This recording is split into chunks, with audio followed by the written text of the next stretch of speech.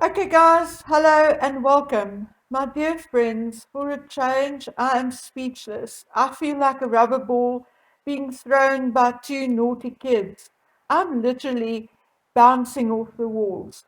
As I am preparing my own video, I'm watching the opening of Parliament, and as you know, for the first time in 59 years, the Queen did not attend the opening of Parliament, but instead, Charles read her speech.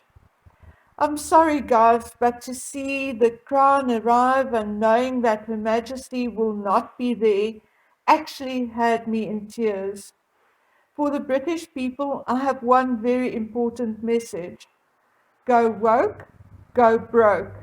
It is these traditions and ceremonies which is keeping your country stable and its people loyal.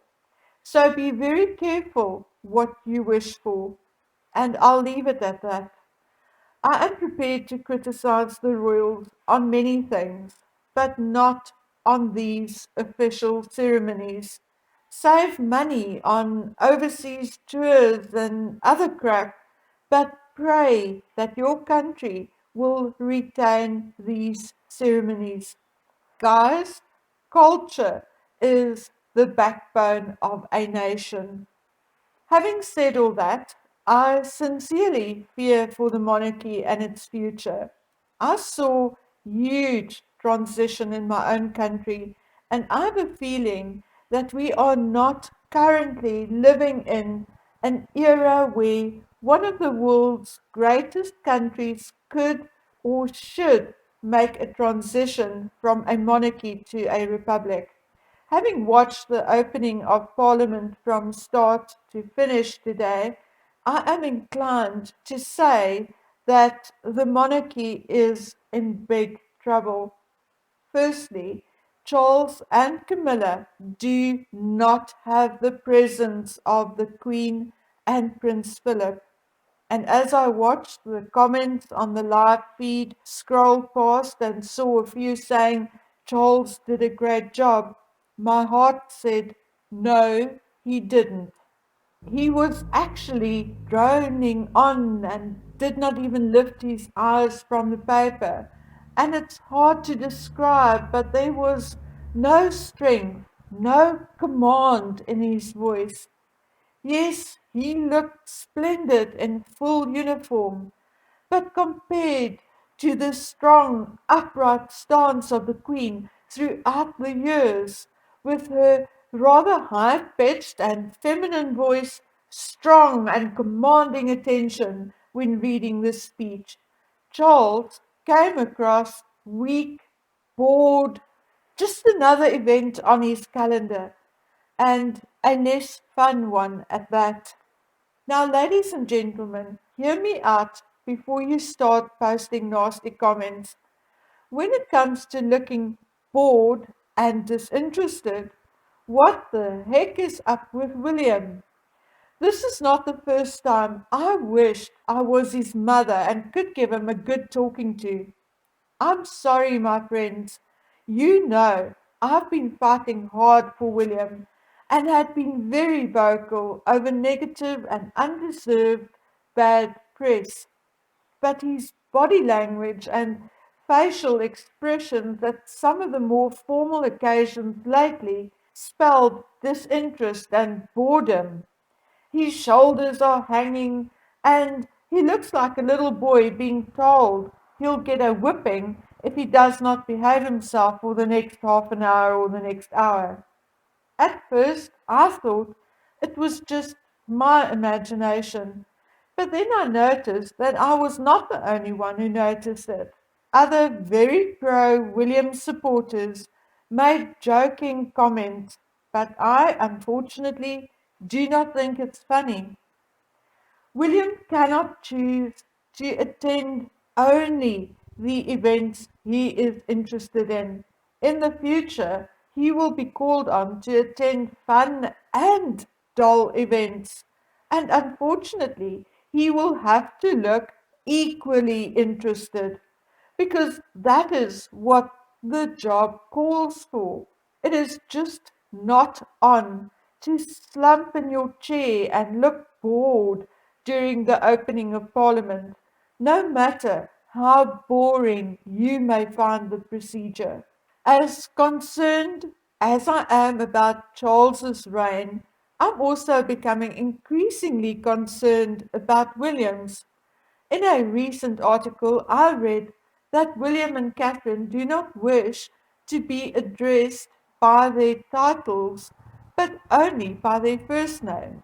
The explanation is that they wish to be more inclusive, more approachable, and more normal. But they are not normal plebs, are they? It does not matter what we call them. Nothing will change the fact that William is the grandson of Her Majesty the Queen, the son of the next king, and has many homes, castles, money, servants, and staff behind him.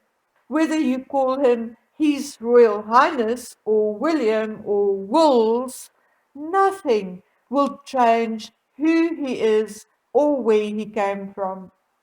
If the monarchy survives long enough for him to ascend the throne, William will also become not only the head of state, but also the head of the Church of England.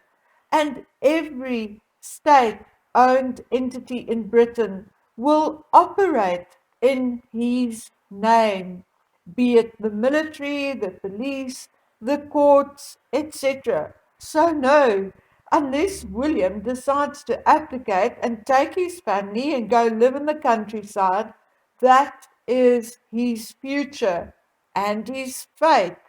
And if he cannot accept it and make peace with it, then I feel he shouldn't be there.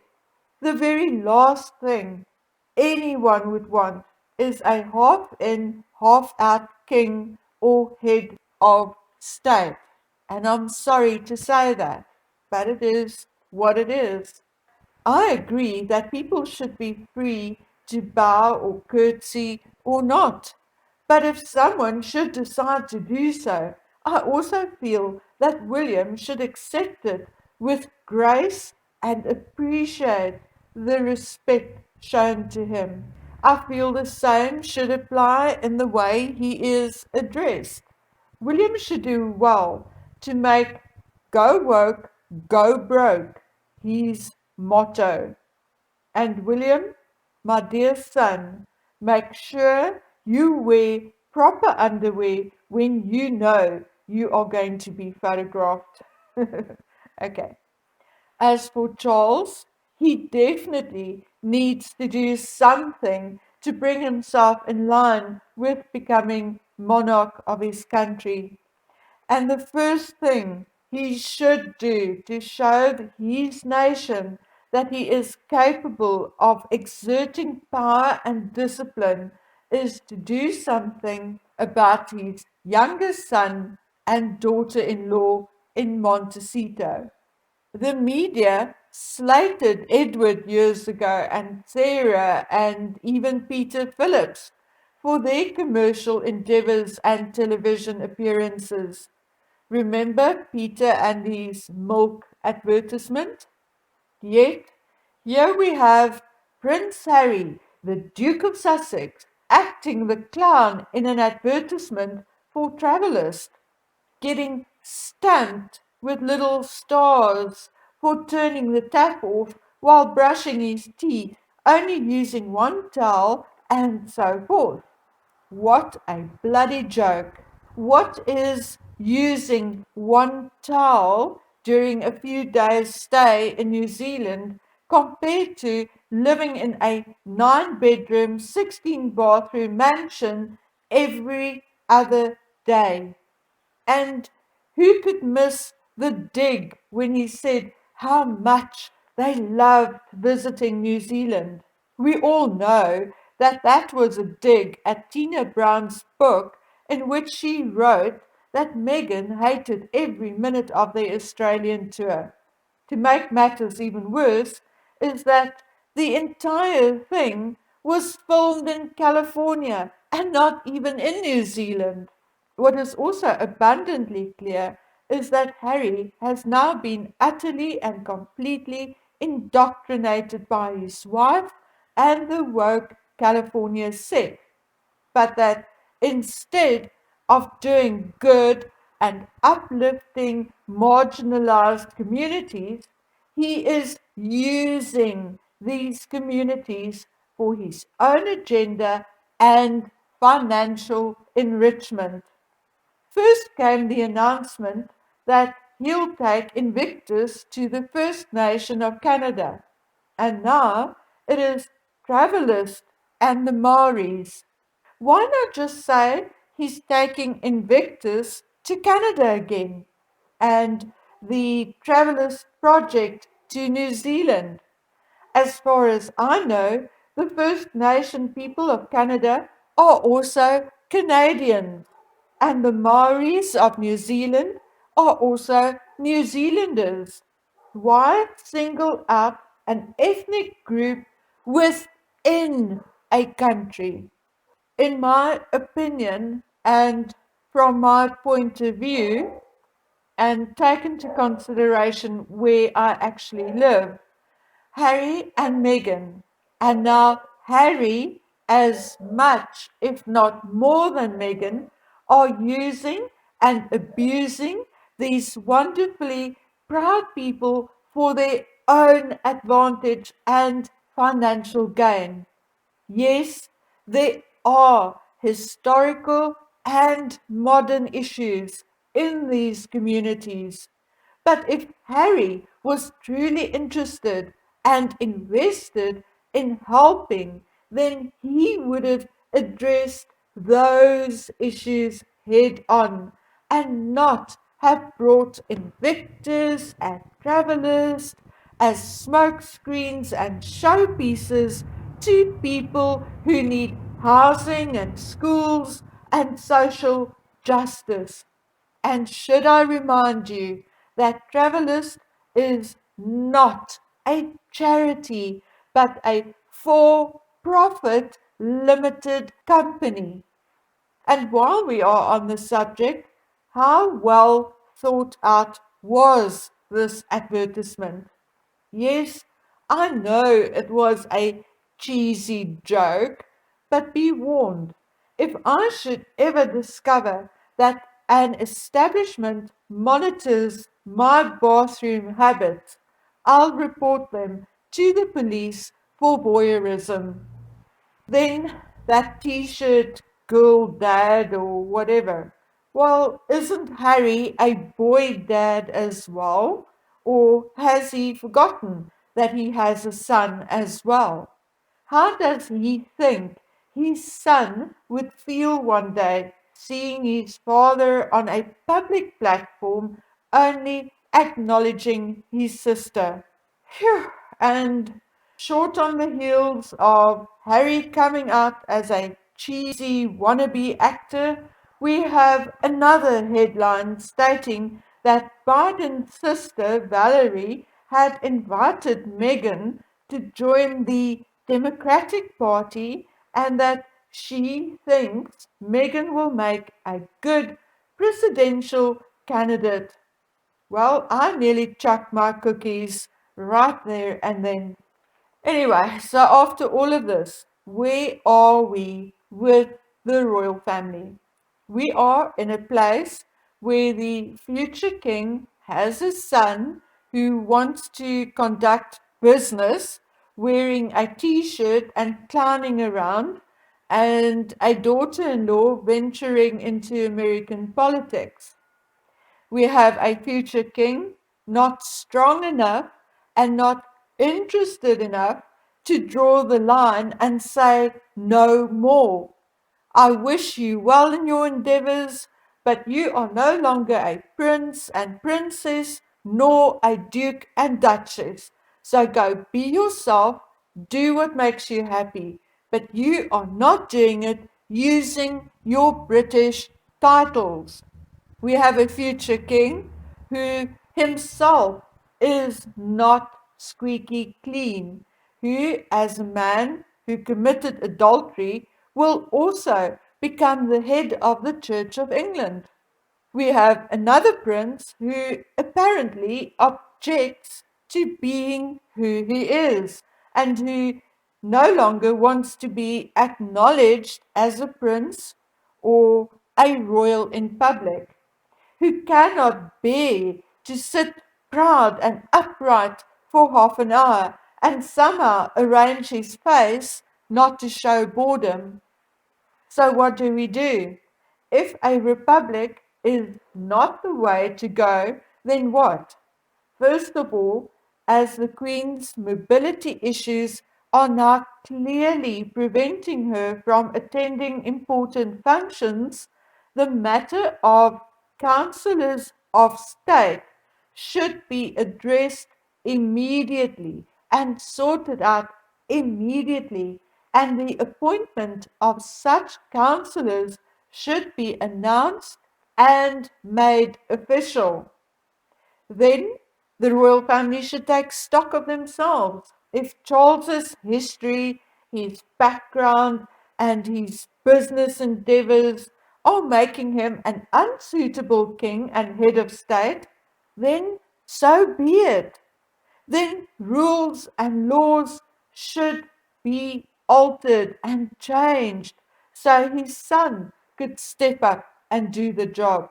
And if his son is no longer interested in doing it the boring old way, no longer interested in being addressed as His Royal Highness, then I'm afraid he can go too and become a rescue pilot again or whatever he wants to do with his life.